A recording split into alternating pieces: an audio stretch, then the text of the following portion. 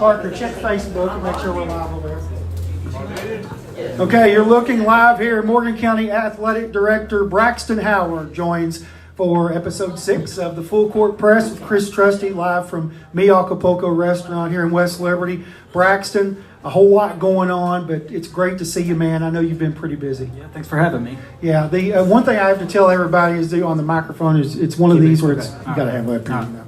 You know, some people like Aiden or Eli back there that don't want to get the mic up and you can't hear them. But great to have you. Braxton Howard, 7 years as athletic director here at Morgan County High School. He was a 2024 16th Region Athletic Director of the Year, and also a member of the Kentucky High School Athletic Administrators Association. I think I got that right. 7 years on the job. Does it feel like it's been that long? It feels like 27. Like, especially recently? Yeah, well, so, my first year was the 1920 school year, so COVID hit that spring. Yeah. And everything changed, and it was hard to kind of adapt to. You're still learning on how to do everything, and then all of a sudden you're having to change and adapt to everything that's going on. And so those 2 years of COVID felt like they were about 20 years. I bet it had to. There's a whole litany of things that's different with athletics right now, not just Morgan County High School, but everywhere. And there's a lot of topics, kind of like I talked to you today, a little bit about what we want to talk about. But we want people that's watching, we want to educate them on a lot of things that maybe they don't know, things they can expect to see from district or regional tournaments, give updates about not only basketball, but our fall sports season, our spring sports season's coming up. We're starting to get those practices underway on February 15th officially for those sports. But it's all about kids. It's all about the participation of these student athletes and giving them an opportunity to succeed and also do things in life that they can feel good about going forward, because wins, losses on the scoreboard, stats and all that don't matter. It's the relationships that you build and the things you learn from that is, so key. And you as an athletic director, you have a lot to do with that, but a lot of that's behind the scenes. So the first thing I want to ask you, Braxton, is tell me what's a typical day like now as an athletic director for you. Right now, a typical day is telling Parker and Grayson to do a whole lot of stuff. So typically I'm in the classroom for the most part for the first half of the day. Typically every morning when I first get in, I check Arbiter Sports to make sure what games we have coming up. Are there officials assigned to that? Have officials been paid from the game before? That's usually the first thing I do as soon as I get into school is check Arbiter. Then it's kind of putting out fires that pop up throughout the course of the day. You never know what's going to come up. No 2 days are the same. A lot of game preparation, especially at this time when there's a whole lot of basketball games being played. A lot goes into getting ready for those. So mostly game prep. I always found as an athletic director, one of the most fun days for me, but the busiest, was a Friday night home football game.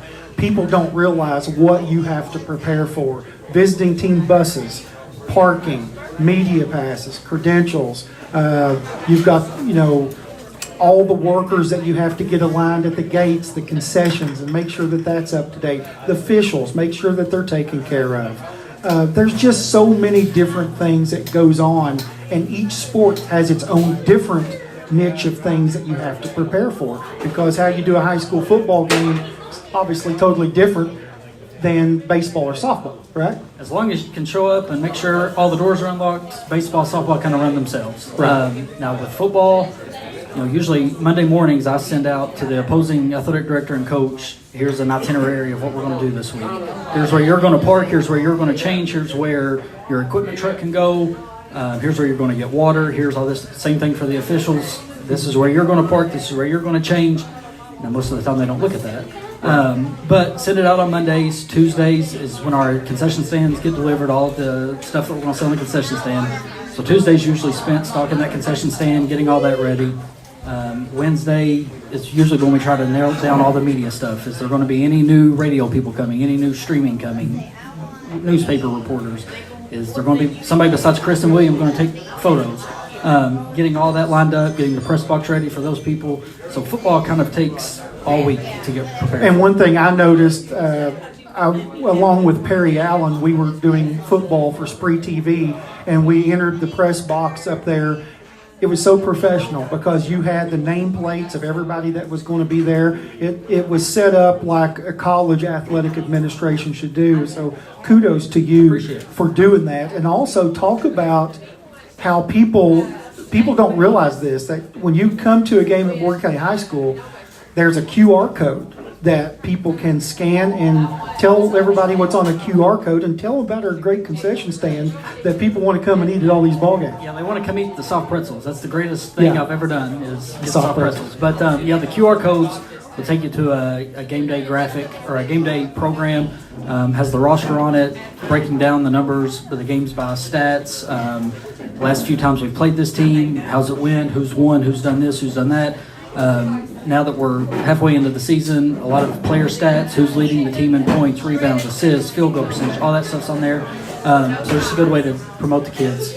What's one of the toughest things for you as an athletic director? I want you to make this 2 questions, I guess. What's the toughest thing to do? What's the most joyful thing that you get out of being the AD? But for toughest, the time is probably the hardest part. There's so many games. I think last year we had 124 home events throughout the course of the year. So that's 124 nights you're out doing something. And any problem that somebody has, that's the biggest problem in the world to them at that point. And they think it should be your biggest problem in the world when it's theirs. When it may be the 7th most important thing you've dealt with that day, but you have to make them feel like, oh my God, as far as joyous, kind of like you said, the relationships and setting up for success in the future. Yeah, and that's the most important thing is because I think as an AD, you kind of feel like, the grandpa of all the athletes, or the uncle or whatever, because whether it's a girls game or it's a tennis match or softball, cross country, what a job Jamie Brunk does, by the way, cross country, and to bring 20-some schools in here like he does in the fall, like that's a big event. And it is so awesome to see people work together, especially behind the scenes. And I know, as an AD, you get people that come to gripe to you over things like, gym time, schedule time, it's our time, it's about this, it's about that. When do you want to do this? How come this don't happen? Or on game day, this is going on behind the scenes. Somebody took a basket. Like, it makes you go absolutely berserk sometimes, and people don't realize you're trying to put out so many fires. And most of the time they don't care. If it's not the fire that they won't put out, they don't care what else you're doing. So do it for me now. Yeah. So, it does, it kind of wears on you, and it can start to build up, and it feels like, oh my gosh, no matter what I do, there's always going to be something else, some other problem to put out. But for the most part, it's enjoyable. As far as the professional side of this, you get into the athletic side of things at administration. What's it like working with other athletic directors in the 16th region? And who's some of the people in the 16th that run their programs really, really well and people that you kind of want to emulate from? So, as hard as it is to believe, there's only 3 or 4 ADs in the region that have done it as long as I have, which is kind of sad. But Conway at Ashland, Jim Conway at Ashland, I call him weekly, asking for this, that, and the other thing. And Pete Fraley at Boyd County would be the 2 that I really talk to the most and try to copy a lot of stuff they're doing. Austin Maples at Montgomery County, I lean on him a ton. Everything that they do, he sends me, and like they started a Google Drive. All their important documents, everything that a coach may need, they have in a Google Drive. Right. He shared that with me, and I copied it directly. For me, I was pretty blessed because I had a guy named Sam Sparks at Russell High School that I learned a lot from. And I tell you what, he did things the right way, and he expected things done the right way. He wanted to do it first class, but he also was going to do things that, hey, we're here to make sure this is good for everybody. We want people coming to Russell High School, make this a first experience, but we're going to do it right. So the first couple regional athletic director meetings I went to, they'd be discussing some topic and say, well, now Sam would always say that we should do this, or Sam always said this, and this. So yeah, and that still gets said today. Yeah. Okay. The other thing, talked about Morgan County sports. How many total sports do we offer at Morgan County boys and girls if we have to count it up? And how many athletes are you dealing with in a calendar year? So I think we're around 19 total sports, and we're at 297 student athletes. Yeah. Which our enrollment numbers have gone down. I don't know the exact number, but we're around 500. So you're talking nearly half of the school. Hey, let's do a little poll here. I wonder if people that's here in the restaurant, we got a ton of people here today. We got a big birthday party going on. We got a lot of the Cougars over here, a lot of great people. Who here, does anybody know what's the most tradition-rich sport? Which sport in Morgan County High School has the most regional championships? What'd you say? Tennis. Ding, ding, ding, that's correct. The tennis program. Boys and girls tennis program. A lot of people don't realize that, and I know when the new facility got built up here, there were some people and some going back and forth and all that good stuff. And I remember somebody said, "Well, what's tennis?" Well, let me tell you what they've done. Well, and Hope and Addison Witt, unbelievable job. Addison, absolutely. Addison would live there if he could.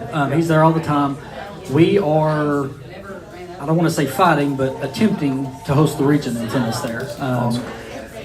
Us and Round County both have brand new facilities. It's been held at Ashland at the Ashland Tennis Center for forever. Yeah, forever. Some schools I don't think love the idea of having to travel to West Liberty for a tennis tournament, but we hope. The last several years we've hosted baseball region, softball region, we hosted volleyball region last year. So we'd love to be able to get tennis in here. You mentioned Jamie Brunk. He gets us to track and cross country regions nearly yearly. It's unbelievable. And you think about the people that started tennis here: Sandy Pelfrey, Herman Spears, Addison. I think we might even have somebody in the crowd that was on the 1994 state runner-up girls tennis program. Christy Gold, I see her back there. She was on the state runner-up Morgan County girls tennis program. That's a big deal. And one of my sponsors is Vicki Ofield. She was the first person to win a regional match. My sister was the first to win a regional match was my sister Angie Trusty, and then Vicki was the first to go to the state tournament. So there's a lot of tradition-rich sports in Morgan County that people may not realize, and we even have a Division I coach from Morgan County, David Vest, I think at Sanford. So I am working on it's called Gipper, and it's a touch screen display. You've seen it. So this summer I spent weeks and weeks going through every old yearbook that we have at the school, going through all the sports, taking pictures of each team's picture and any accomplishments that they had, and I was shocked by a lot of the success that we've had that a lot of people don't know about. So that's something that fans will be able to see when they come to Morgan County to the gym. Where's that going to be displayed at? At some point. Okay. I'm not exactly sure when it'll be done. But I'm actually in talks with them right now about getting the screen and all the software that comes along with it. They're working this deal out. So once that gets finalized and we finally get all the graphics organized inside of it, then it'll be displayed, but hopefully soon. Right.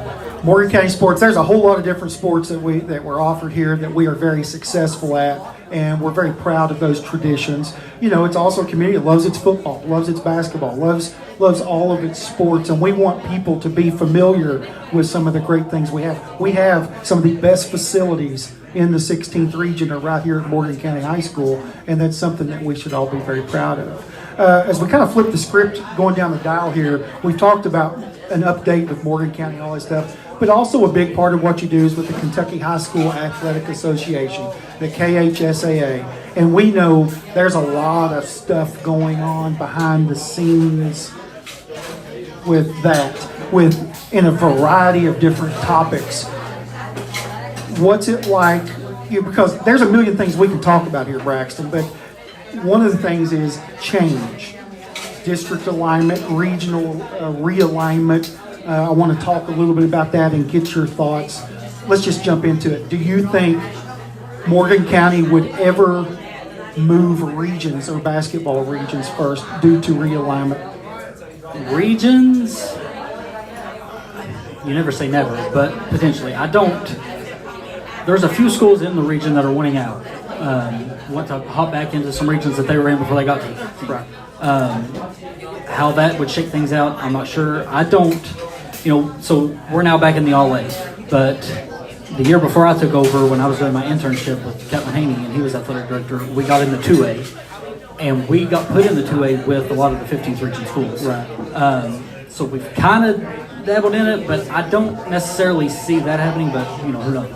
Yeah, the All-A for us has been something that we're really never in year to year. So, for some schools, it's a big deal. Oh, yeah. It's a big deal. It's their home run event. And when you're kind of in and out of it in various sports, listen, we've been AAA in football. We've been AA in football. We've been single A and AA in basketball, track it. We've been all over the place with that. So we've not been a tradition-rich all-A single school that means a lot to, but you just, we're in the All-A this year. You got a chance to compete for a championship. So our girls basketball team is competing for one Friday night at Right. Braxton. So, and that's a big deal. I mean, Yeah, it is. that's not something small. So, And they've won one or two of those before. The boys have won it before. yeah. And And like you said, some of those smaller schools that have been in it for years and years and years and years, that's their Super Bowl. that's their Super Bowl. And you got to envy that. But when you're at a school that fluctuates sometimes with our enrollment, it is kind of different because you don't know what we're in. Football alignment changes every 2 to 4 years, and we've been in and out of that. That's something, maybe my soapbox. KHSA football playoffs. I've been there as an AD, and I know what it's like to go on the road at Corbin on a Friday night in the first round when your team has struggled all year. For me, I'm not for 4 teams from the district to go. I think you've got to earn it. Morgan County earned their right this year as a 2 seed in a home playoff, and I think that's something that going forward I would like to see us is let's go to the top 2. What do you think? Well, I think last year in the first round of the football playoffs, there were all but like maybe 5 games of running clocks. That Yeah, they're blowouts. what's that accomplish? I mean, that I think, like you said, top 2 teams in each district make it, and let's go from there. It's how basketball is, how baseball is, how softball is. I mean, And the original thought behind that is we want these kids to participate in a playoff atmosphere. Well, let me tell you a story. We're going to play Corbin, okay? And we were not very good at all. We had a bad season, and we knew we were going to get hammered. But it was all for a check that we got from Corbin High School that come out to be about $650 because their fans didn't really come. They knew what it was going to be like. This is a great Greg Green story. You've probably heard this story. Our band is going to go to the playoffs. Great band that year. Our band was fantastic. Well, Greg Green loads up the bus. They get on it. Well, we're at the game. I'm sitting with Addison Witt. Our band's not there. Okay, well, it's a running clock in the second quarter, right? The band gets there after halftime because they all fell asleep and they were going across Jellicoe Mountain on I-75. They missed the turn and everything. So here comes the band. They get to Corbin. They play 2 songs, Braxton. They play the fight song and Carry On Wayward Son by Kansas, and they loaded up their instruments and went home because the game was over. So I'm thinking, what experience did these people get? Now you're getting home at 2 o'clock in the morning and you played 2 songs and you got beat. You got hammered. speaking of tennis, there's a tennis star right there. I tell you what, who just walked in here? One of the original GOATs right here in Sandy Pelfrey, one of my best teachers of all time. We just talked about tennis. So what an awesome sight to see this walk in and this legend.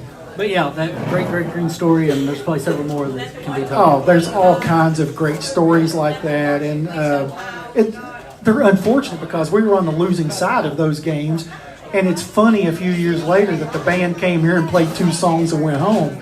But, you know, that happens. I've heard the rumors back and forth about realignment with the KHSA. You've heard of it, like Fleming. Are they going to go back to the 10th? Does Montgomery County entertain the 16th region?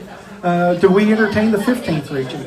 We're just kind of on the border of a lot of those. I don't think it affects us any, but I wanted to get your take on what you think would happen. So, with the Carter County School, East and West Carter, you know, last year it was assumed that they were going to consolidate into Carter Central, and then that throws a wrench into our district. Right now we're a 3-team district. How do you go about that? Right. We have one less team in our region.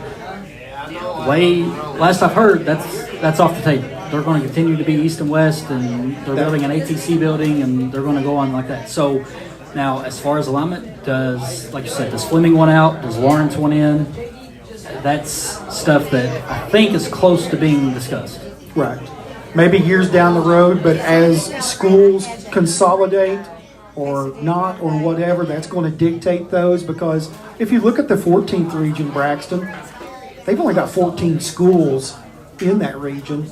And really, as far as the heavy hitter schools, like the larger enrollment schools, that's only a handful. And when you look at their All-A tournament, the majority of the schools, the 14th, are in the All-A. So you got to think, for schools like Wolf County, had a big run in baseball, got a really good chance to do the same thing again this year. But even in basketball, they've kind of had that luxury. Hey, get to the regional tournament, anything can happen because of just the way that setup is. All right, so let me ask you your thoughts on the super region. Interesting. We had this talk with Keith Henry when he was here about a month ago, and it seems to be like it was a great idea, but I think they've had some bickering and fighting over that, and I think it all comes down to money and finances with them, especially with the Appalachian Wireless Arena.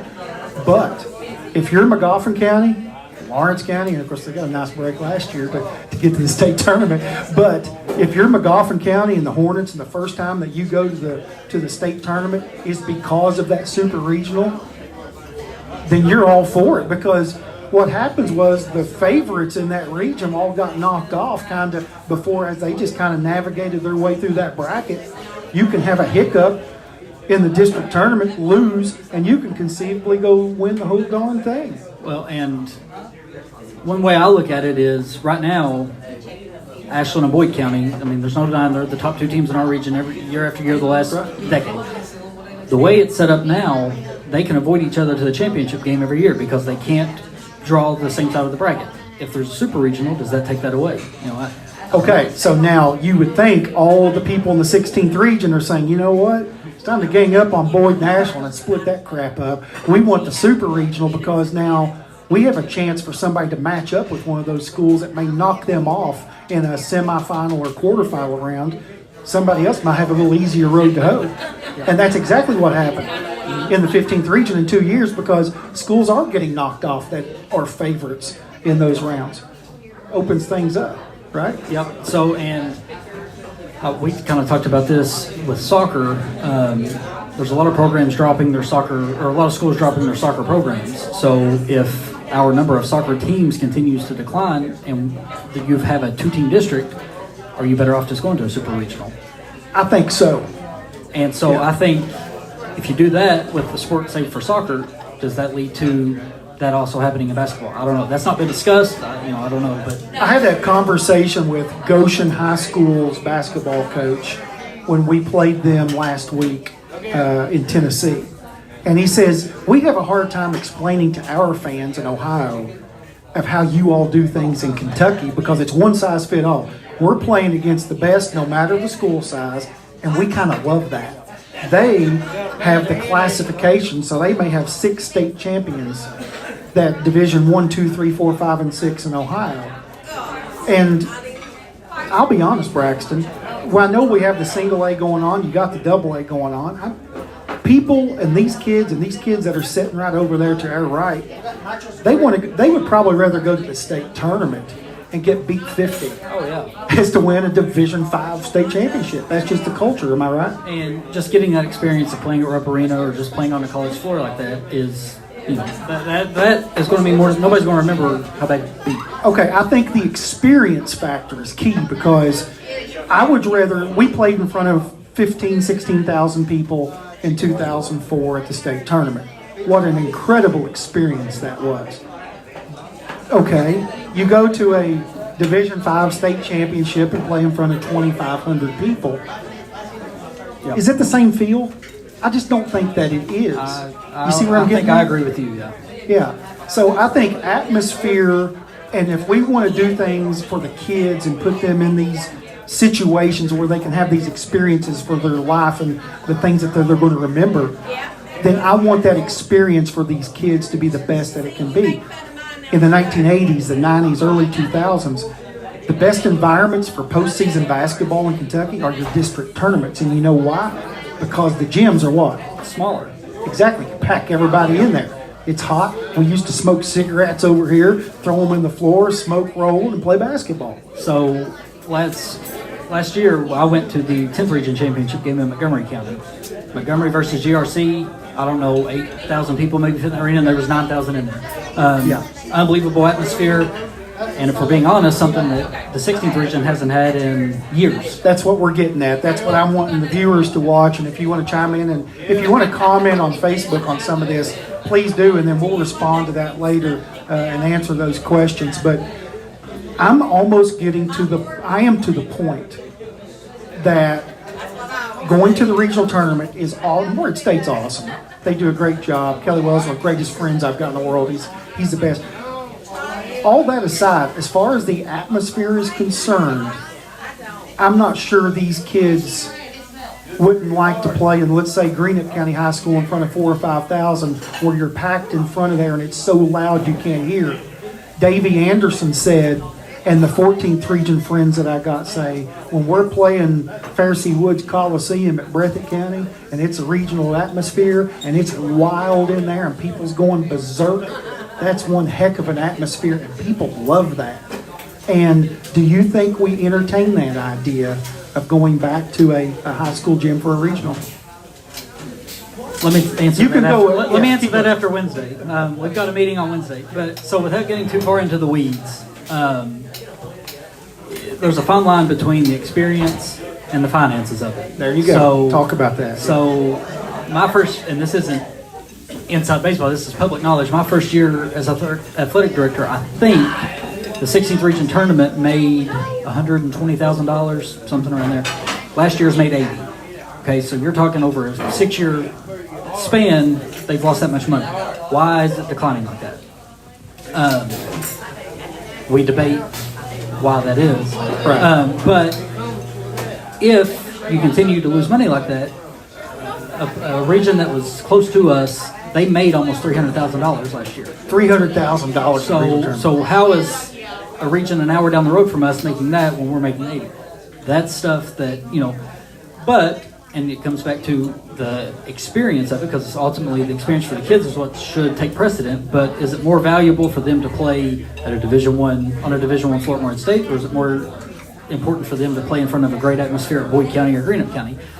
To me, I've talked to several of these kids about it, and they all said that they would rather play at Greenup or Boyd, a big atmosphere like that. Yeah, we can even, they're here in the audience tonight. Morgan County basketball players over here to our right. I have a question for you, if they're listening. I need your attention.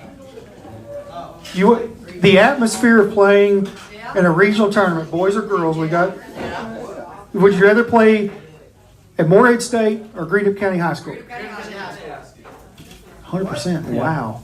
You would rather play at Greenup than at Morehead State? Oh, we hushed everybody. I hope everybody's like, oh my gosh, what did they just do? No, but there's my point. Here's one caveat to that, though, is that our vote because we've made it 3 years in a row, and they've got that experience 3 years in a row. Oh, yeah. If it's a school that's not made it in 5, 6, 7, 8 years, They want that experience to play more stuff. Yeah. I forget what the school was, but I was down there one night. This has been several years ago. The team got beat 60, but they were on the floor after the game taking pictures on half court because they just thought it was great that they were playing on the floor. Because that's why we are at the state tournament, because you go to Rep Arena. I remember when Bill Mike Runyon, the head coach at Paintsville, when he knew he was retiring. When he got to the state tournament, I remember watching him go out to mid-court. He got down his knees and he kissed that emblem because he knew how much that meant to him, and Paintsville High School meant a lot to him. And he had coached his whole career just to get to that point. Absolutely. That was the pinnacle. That's where these coaches want to end their seasons and careers, is at Rep Arena in front of, well, in 1987, 24,000 people watched Clay County and LaRue County with Richie Farmer. Like, the atmospheres are electric. And going back to that, the district last year, we beat Elliott County in the championship when nobody expected us to win, and they blew us out at home, and statistically very similar to the other night in the first game last year. And then we win. The decibel meter that was sent to me was like a 113 in that small gym. So that atmosphere means something to both kids playing. And I mean, like you said, there's nothing better than the district tournament. It doesn't matter what teams are playing; it's always going to be packed, especially at a gym like Elliott's. This year at East, and I know this is probably on your top. When you don't stream and everybody, if you want to watch it, you have to come. Yeah. That leads to a better atmosphere. This is, I'm glad, it's a great segue into this topic now. I'm a firm believer. I think the 62nd District, I will say this publicly for everybody to see and for you to vote on, they need to allow the streaming for the district tournament, and I'll tell you why. One, people's going to come because the gyms are smaller. You're going to get people there. You could always raise prices at the concession stands. You raise the prices, like for example, what they've done is they wouldn't allow streaming, then they jack the ticket prices up. Well, a family of 4 that wants to go to the district tournament has got to pay about $170 a week now. But here's the other problem. You don't stream, what you take away the ability for people across the United States and the world to see these kids compete, and also have it for them to go back and to watch, because some of the greatest moments are happening in those gymnasiums, and we have the ability to do it. In a perfect world, and with sponsorships and with a little bit of work ethic of getting out after it, you can make as much money. But I think it needs to be streamed, because I don't think by streaming and the difference is that much greater, and we're keeping people from not watching these games and some of the greatest moments because we're all about chasing an extra $800 in a split pot. So getting back to the region and all that stuff, all these regions around us, like the one that made 300,000, I think there's 5 regions in the state that play their games at a Division I college, at an arena. Right. Their advice to us has all been either cut out streaming, or you have to charge per person to buy the stream. Charge them the cost of a ticket. That the place that made 300,000, they credited that all to. Okay. Why not do that? Now, well, so that again, not to get too deep into it, we've kind of proposed that, and may or may not have been threatened with a lawsuit. Say it again. May or may not have been threatened with a lawsuit. So, again, that's something that's going to be discussed Wednesday. As far as the district, so that was voted 4 years ago to go for a whole cycle. Of those, the other 3 athletic directors that were there, all of them are gone. I've talked to East about it a little bit. I think they kind of plan. They're not against it. Right. And I don't think they should be. As long as we can figure out a happy medium. How about we also consider this, and I even said this when I was the AD. When I was the AD, Braxton, pass lists were a mile long. The West Liberty phone book was a pass list, basically. Like, is there any way we can cut out people that's coming to these games that haven't been to a game all daggone year of getting in free, especially when those people are, you know they can afford it. What? I'm just going to be honest. But so we have in recent years started 10 people on a pass. That, or at least that's what's put in the pre-tournament when we have the meeting. Then it gets sent like, hey, here's my 10, but I need this person, this person, this person, this person that is friends with the central office person and the board member. And I need them in too. And the list ends up being 35 people long. You're right. Yeah. So, I don't know. There's no easy answer. I agree with you. It needs to be streamed. But you have to come up with some, and money shouldn't be the ultimate factor in it. I can tell you some more shenanigans. I was a kid, and I went to watch the 15th region tournament at Allen Central High School in like 1985-ish maybe. Betsy Lane, where Keith Henry was the assistant coach, had a really good team. Place was packed. They had pass lists that they were able to Xerox copy, and they made hundreds of passes for the game. We got passes. I don't know if a single soul paid for a ticket at the 1985 whatever it was regional tournament, because they hijacked and they made illegal gate passes, and I'll never forget that. But there's all kinds of shenanigans we know that happens in sports and high school sports. But that was a kind of a funny story that I've always remembered. But so tell us, when's the district tournament coming up, and what's some of the proposals that we can see that may be different? So the actual tournament's the last week of February. We will have the district meeting at East Carter to discuss all the details about it, probably the second week of February. Once all district games are set, we have to have the bracket set, or the seating set, before we can draw for the bracket and all that. So that'll be probably the second week of February. The other thing that the 62nd does not do, that I would like to see them do, is they don't have an all-tournament team. And I would like to see them recognize these athletes an MVP. If people's upset about it, well, not everybody gets a trophy. I understand, and they shouldn't. They should earn it. But these other districts seem to do it, and these kids get honored and recognized for it. If we truly say we're all about the kids, which is a phrase that sometimes is kind of overrated, to be quite honest, because I wonder if we really are about the kids or not, then why don't we do things like that in which we can recognize the performance on the court? So the last couple of years when it's been brought up, no coach has been willing to say, yeah, I'll vote for it, because as soon as I let Sally be on the team, then this other girl's going to be mad. No media members have been willing to say, all right, yeah, we'll vote on it. It's pretty much came up to people are afraid to make somebody else mad. They're afraid that the parents of a kid, oh, well, my kid had 10 points, 9 rebounds. He played his guts out. He should be on the all-tournament, and we're upset. You see, and two, we've kind of become a sports society that we get mad and upset if somebody gets an accolade that we think we don't get. Well, you didn't hear about that as much in the 80s or 90s, but then again, didn't have social media. You didn't have Facebook for people to go vent on and do, and say things and get upset about. But I do think that there could be some ways and some avenues to maybe get that accomplished. And if you think about it, if you could get 4 people to, put a point total to it and observe some games, tell us and rank a few kids that they think should be on it, and go from a point system like you do in the regional tournament. But nothing's perfect, Braxton. But you do, when it comes to recognition of kids and student athletes, you kind of wish that adults would get out of the way sometime. The problem with youth sports isn't the youth of the sports, it's the adults. Right. 100%. A good friend told me, one of my best friends in the world, he said when it comes to sports or academics, athletics, if you just give adults enough time, they will blank up everything. Exactly right. Because it's a lot of the adults that seem to be the problem in a kid's world. Kind of like when we all adults hijacked Facebook when it was a kid's planet when it first came out.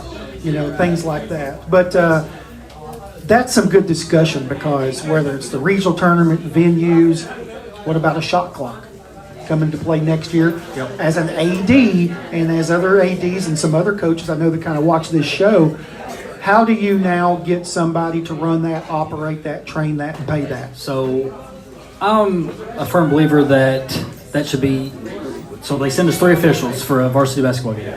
I think they should send 4. One of them is just to run the shot clock, and you pay those people half the price of what the other guys are getting paid. If you just pull Sammy's dad out of the stands to do it, there's going to be arguing. It shouldn't have reset there. No, it should have reset. It didn't hit the rim. It didn't hit the rim.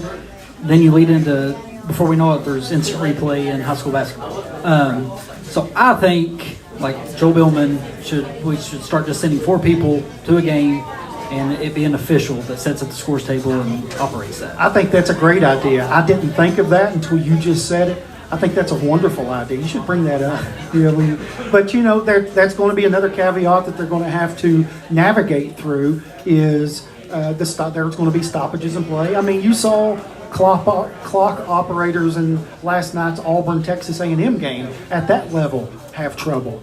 Imagine what it's going to be like here in Eastern Kentucky and either home cooking shot clock people or whatever, of what type of shenanigans you can further get into. Now, did the ball hit the rim? Did it not hit the rim? Does it reset on my cue or what? Like, how do you do that? So our buddy Larry Whalen keeps the shot clock at the Morehead State games. I've already been trying to recruit him to come down and do it. I don't think it's working yet. Yeah, Larry's good at a little bit of everything. You touched on athletic finances. Explain to people how important it is for people to show up in the stands and come to these ball games so our athletic department can have the finances to fund the other sports. And, I mean, talk a little bit about that. So this year, I've got it budgeted. I'm expecting that we're going to spend somewhere between $30,000 to $35,000 just on officials. They continue to get pay raises year after year. So when COVID hit, there were so many officials that were older age that said, well, it's not worth me coming out and going to 5 gyms in 6 days and being around all those people. I'm going to step back until all this is figured out. Then what they realized is I kind of enjoy not being at a gym getting yelled at. Right. So they all stayed away, and so there was an official shortage. So the KHSA offered them, implemented a pay raise. We as a region implemented a pay raise. Now to host a high school basketball game, it's $400. By the time we pay our arbiter fee, $400. So that's a lot of tickets. I believe we're the last school in the region to raise ticket prices at $6 this year. Right. A lot of people got mad about that. But you have to pay the bills. The cost of everything continues to go up. Spalding is the official ball of the KHSAA. For a Spalding football is $125 a ball, I believe. A basketball is almost $100 a ball. So the cost of everything associated with having a high school sporting event continues to go up. Right. So in turn, ticket prices, concession prices continue to go up. And it's a domino effect, isn't it, on so many scales. Talk about the importance, because when I was the AD, it was a cycle. The football program and the home game ticket sales pretty much funded boys and girls basketball for us. And then boys and girls basketball, 20 home games, and then what you make from the district and regional tournament funded our non-revenue sports. And it was like a cycle, an economic cycle. So we've actually been very fortunate this year, and I'm not just saying this because Eric Conley just walked in and he coaches soccer, but the soccer team made a profit this year, turned a profit. Great, yeah. So, and that may be raising the ticket prices at $6. So we've been fortunate they've at least broken even, We've been fortunate girls basketball has had a lot of success the last few years, which has led to more people coming out to their games. So we've been making a little more money off of girls basketball. Boys basketball has been successful. So we have been fortunate enough that several of our teams have had a little bit of success that's helped with ticket sales, but those three that you mentioned, when that drops, then everybody else is hurting too. And it used to be a big pressure on us as basketball coaches. You better make the region, man. Yeah, you better make it, because their school, their athletic department is missing out $8,000-$10,000 at the time. It's more now. And that is why the conversation of, do we keep the region at Moorhead, where we've made $80,000, or if we move it to Greenup or Boyd or a local high school, can we make more? Because every school that makes it gets a percentage of that. A lot of schools depend on that money. Is it still a 1/8 cut? Yeah, so except for, so each year there's a host district. Like this year, the 61st district is the host district of the region.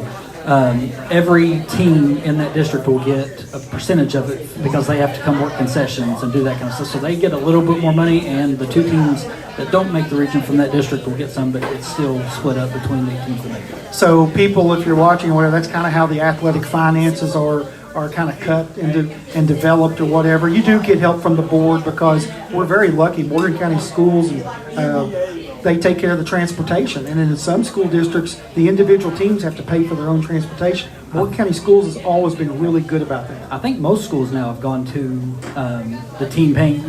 We've ran into, a lot of times schools will bring a bus, they drop the kids off, and then the bus leaves. And we don't want to pay that bus driver to sit here. Yeah, we don't want to pay that bus driver to sit here throughout the game.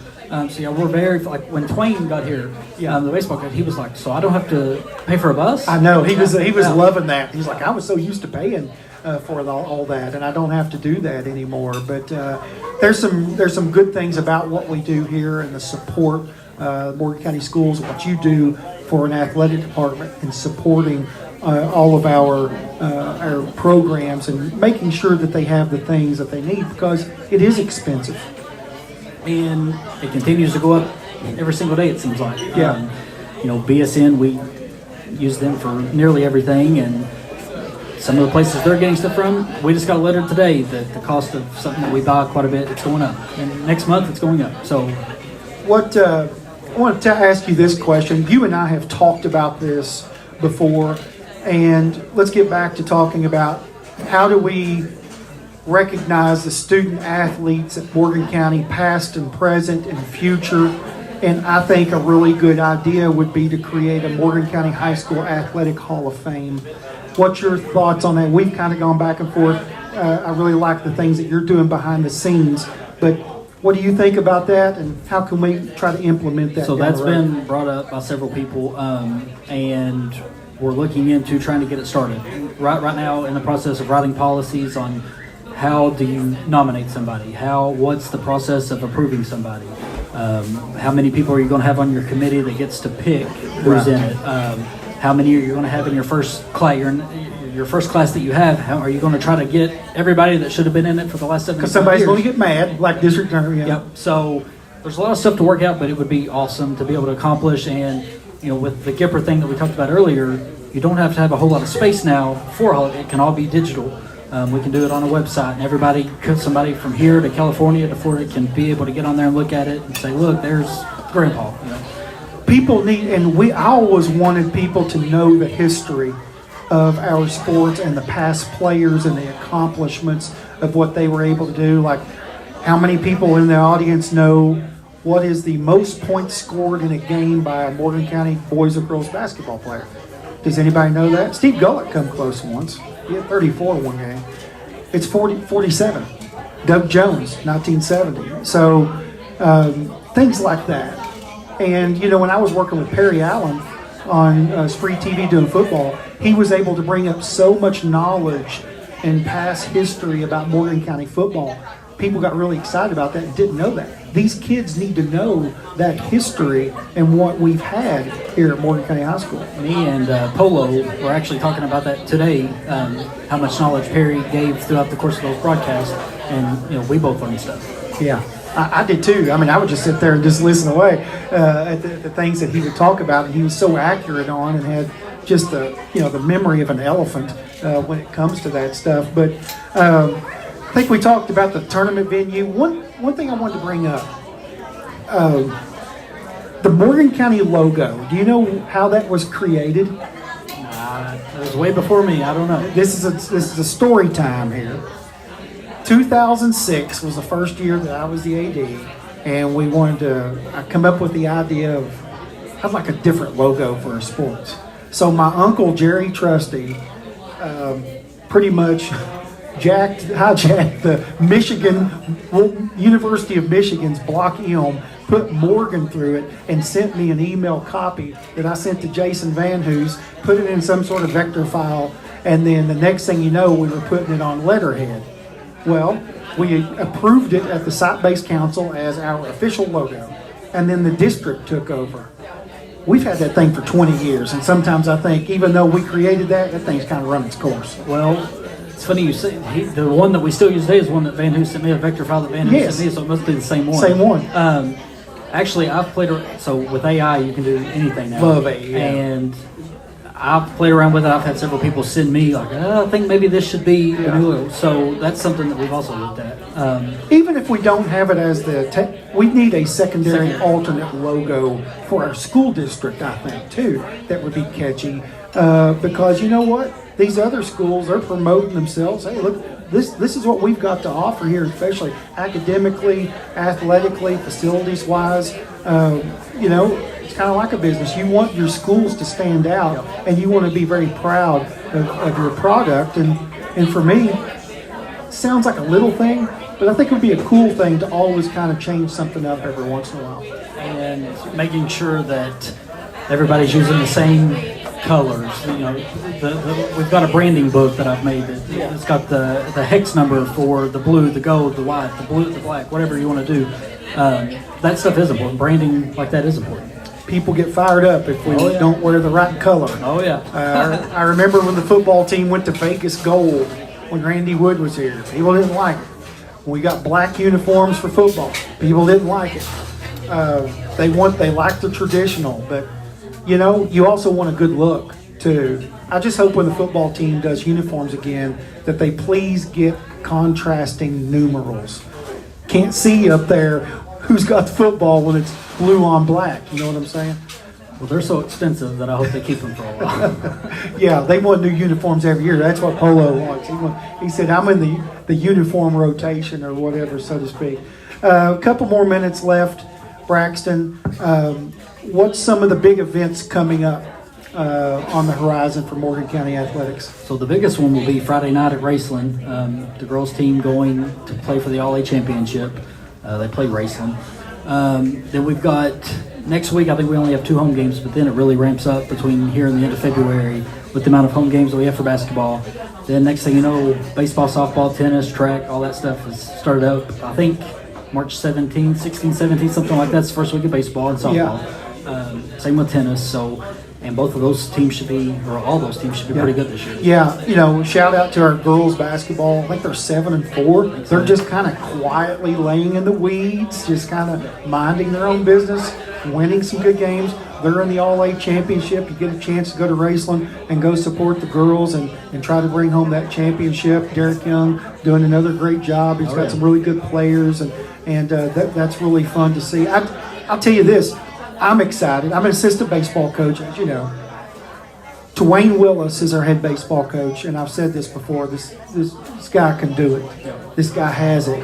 If people would see our weight room of the players on our baseball program and see how their bodies have changed, they've gotten bigger, faster, stronger, and all those metrics are just better.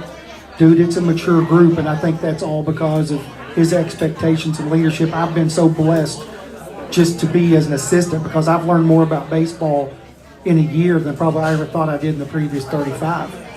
It's something that's important to me, and I told him this just the other day. When they're in the weight room, the next day when you go in, you can never tell that they were in the weight room. It's as spotless as it was when they walked in, and that's something that's really important. That's one less headache for us. Yeah. Hey, we've noticed that with our guys, that they're going there, they're very mature, they're doing the work, and it's paying off. And I don't know what our record's going to be this year, but daggone it, if you go by the work ethic of what we're seeing, I tell you what, we're going to be a tough out, I think. And we've got a chance to be pretty decent, and it all starts, with his leadership. Because we had a baseball program that hadn't had a winning season in 13 years, and to have a winning regular season that we had, and then end up 15-15, that was a big deal for us. And to return all the kids that we've got the excitement. But you got to get bigger, faster, stronger to compete in all sports. Oh, yeah. And especially here, Little League Baseball has been huge here for years and years and years and years and years. Yeah. So that's starting to roll over into the high school level. And even softball. Now that you start getting the youth back incorporated with the softball, now you can develop those arms. You can develop the pitchers. And I know our softball coaches are wanting to do that. Because if you have one pitcher, you got one bullet, you got a Montana Fouts out there, you ain't touching her, man. And you're going to win pretty much all your games if you could develop that pitcher. And I think that's so important too. And we've got those coaches in place that's going to put the time and the effort and the commitment forward. It means a lot. Oh yeah. So there's a lot to be excited about moving forward, especially in the spring. Talking about baseball and softball, you also got tennis. Lily Littrell, probably, I guess, if not the best, one of the best players in the region. Adam Gunnell, same way on the boys' side. So they have a lot to be excited about. Track, Jamie Brunt, Polo's also coach, do a great job. Yeah. So bass fishing has just started up. Archery's getting ready Bass to get rolling. fish, right, So yeah, a lot going on. Let me ask you this. To your knowledge, has a high school tennis match ever been live streamed?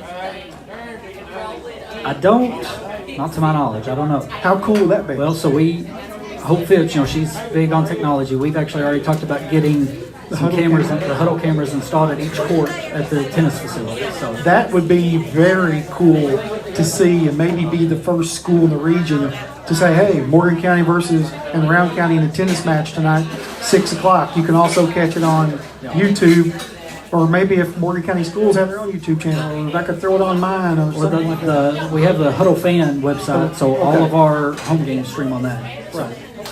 And too, when I stream games, but if I see cool hits there or somebody, I would rather them have it than fans to be able to get the play-by-play from somebody doing it. So I always say, okay, let's watch this instead of mine. But these kids want to have things they can go back and see. You know, Parker hit a 70-foot shot. Well, if we'd not been streaming that, nobody would have ever seen it or be able to go back and see that again. That's a keepsake that we just kind of want to have. I found a YouTube account probably last summer that I thought it's Our Glory Days or something like that. Yes. They've got all those old games. And George Bellamy had that put on, and some of those is when I played in the early 90s. Had the short shorts, it was really cool, and the goggles. That wasn't very cool, but it was a lot of fun to see that. And some of them have like the radio call synced up with it, and so you can hear ads for like all the old companies in Morgan County. I'm glad you said that. If people get a chance, go on YouTube and search Morgan County versus East Carter 1986. You're going to find two videos that were put on by Carrick Dyer, a player for East Carter. The first one is East Carter's playing Morgan County in our old gym, and they've synced up Glenn Woodward's radio call, and it is awesome. Absolutely awesome. Go back and watch that. Also, the regional final. East Carter beat us 4 times that year in 1986 and beat us in the regional finals. Cougars had the lead going into the fourth quarter. Could have been their first trip to the state tournament, but East Carter had other things to do. But Brandon Baker was a sophomore. Brandon Baker played 20 years at East Carter High School. I told him that. And I told him, I said, Brandon, I didn't realize you were a lefty. You could lefty. I said, did you ever pass the ball? He's like, no. But, it's fun to remember those and see those glory years on there. And so we've actually, again, going back to the Gipper thing, we're trying to figure out a way to kind of embed those YouTube videos into that so that when people are at the game, just watch some clips of that. Well, that's what it's all about. I don't know what time it is, but I think it's time to really talk about, our sponsors here. First of all, thank you, Braxton. You're so full of knowledge, and you don't get the credit that you deserve as being an athletic director. This is where his head goes up really big here. But behind the scenes, what you do is so important to our athletes, our student athletes, our boys, our girls, our school district. You do a phenomenal job, and I aggravate you to death. I know I text you every day over things, and like I told you, very passionate still about a lot of the things that go on in the sports world, and the athletic director's job is a full-time job. It's not something you can do an hour a day. I wish it was. You wish it was, but I appreciate you, Braxton. I appreciate the people that's come out here to meet Acapulco Restaurant in West Liberty. Thanks to Perfecto and everybody here. What a great crowd we've had here tonight. A lot of wonderful people that I see out there was able to catch the show. But it's time that I also thank my sponsors. And I first want to, would you like to help me out? You've got a great voice. So I'm going to put Braxton on the spot, and I'm going to have you give the sponsorship recognition here if you want to start there. All right, need help buying or selling a home? Be sure to call Vicki Pelfrey-Oldfield, a lifelong resident of Eastern Kentucky. She knows the market and is always available to take your calls or texts. She takes pride in making sure her clients are given the respect and attention needed to help them with one of their life's most important decisions. Look her up on Facebook or call 606-477-0836. She sold me my home. She can do it all. Yep. Also, like I said, former tennis player, former principal. You got another one there. All right, Commercial Bank. From opening your first savings account to purchasing your dream home, Commercial Bank is always with you every step of the way. Proudly serving our friends and neighbors in West Liberty for over 100 years, Commercial Bank, where friendliness prevails, member FDIC, and equal housing lender. What a great voice you got there, Braxton. And this is going to be my time that I tell Brock that he promised me he was going to buy 1,000 point boards, so I'm putting him on the spot that he's going to have to buy. Absolutely. Anytime we get a chance to do that, we put them on the spot. But everywhere that athletics has been in Morgan County, Commercial Bank and Bank of the Mountains has always been there to help support these student athletes in Morgan County High School. As the area's only family-owned bank, Bank of the Mountains is proud to be your local bank for more than 50 years. We reinvest local dollars to help the communities we serve grow stronger. Our commitment to putting you and the communities we serve first. Stop in our offices today or visit online at botm.bank. Member FDIC, equal housing lender, and this is where Rick and I would always say, banker's hours. You know what the banker's hours are? Got the 8 to 12 on Saturday so they can go play golf, right? So that's why they do that. West Liberty Veterinary Clinic, a future guest before this is all over, is going to be Dr. David Fugit. West Liberty Veterinary Clinic has been serving the hills of East Kentucky since 1963. We are pleased to accept small animal walk-in appointments or call anytime to schedule small animal surgeries or appointments for large animals. We look forward to serving our community by helping our furry family members. 743-3776 or visit them at westlibertyvetclinic.com. Ison's Insurance Agency, another sponsor of mine, new this year, has been in business in West Liberty for 50 years. They are an independent insurance agency, meaning they can quote your insurance with several companies, not just one. Whether it's cars, trucks, ATVs, RVs, or boats, to farms, homes, and all businesses in between. They even sell affordable life insurance, and all of their agents are licensed and local. They are very community-oriented, and enjoy supporting the Cougars. John Ison can also dance. He's very good on the dance floor. If you go down there, you may get 10% off if you can get him to dance. But appreciate Ison's insurance agency. I even see some people back there that know a thing or two about that. UK St. Clair. UK St. Clair is proud to be expanding access to healthcare to northeastern Kentucky with new services like endocrinology, plastic and reconstructive surgery, and orthopedic spine care. UK St. Clair is putting the community's health and well-being first. Advanced medicine, trusted care with UK St. Clair. Thanks to all those wonderful sponsors. Thank you guys, and Braxton, thank you. I appreciate you so much. Thank you for having me. All right, guys, there you have it. Braxton Howard, Morgan County Athletic Director. You get a chance, go watch the Cougars in the All-A Championship and get our girls to victory. And come out to the gym, the sport, and support all of the local athletes, just like our businesses do. For Chris Trusty, Braxton Howard saying so long, everybody.